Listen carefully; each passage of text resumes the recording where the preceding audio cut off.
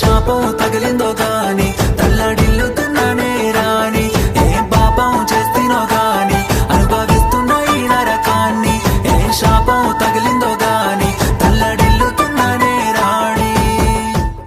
Naveen Naveen sorry రా, నా మాట విను. ఏంటి ఇప్పుడు ఏమైంది?